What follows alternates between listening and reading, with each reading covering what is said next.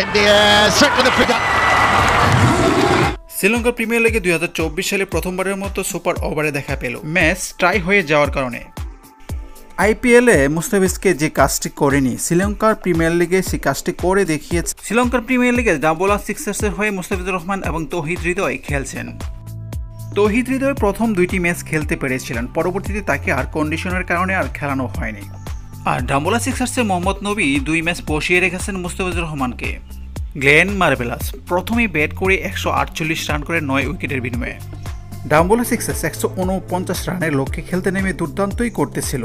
রেজা হ্যান্ড্রিক 57 বলে 72, ইব্রাহিম জার্দান 18 বলে 30 রান ও মোহাম্মদ নবী 25 রান করার পরেও ম্যাচটি টাই হয়ে যায়। ম্যাচটি সুপার ওভারে যাওয়ার পর গ্লেন মার্বেলাস 1 ওভারে করেন 12 রান এবং নবীদের দল 1 ওভারে করেন 6 রান। গ্লেন মার্বেলাস শেষ পর্যন্ত ম্যাচটি জিতে নেয়।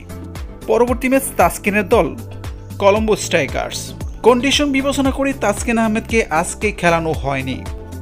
জাফনা কিংস প্রথমে ব্যাট করে 109 রান করে সবাই আউট হয়ে যায়।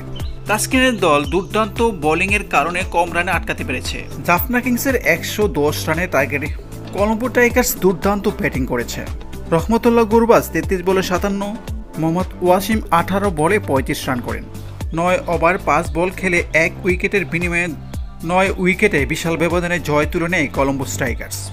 তবে আজকের ম্যাচে যদি মুস্তাফিজুর রহমানকে খেলাতো, যে উইকেট ছিল মুস্তাফিজুর রহমান দুর্দান্ত বোলিং করতে পারত, কিন্তু তাকে খেলানো হয়। তাসকিন মুস্তাফিজ হৃদয় শ্রীলঙ্কার ড্রেসিং রুমে বসে খেলা দেখতে হলো।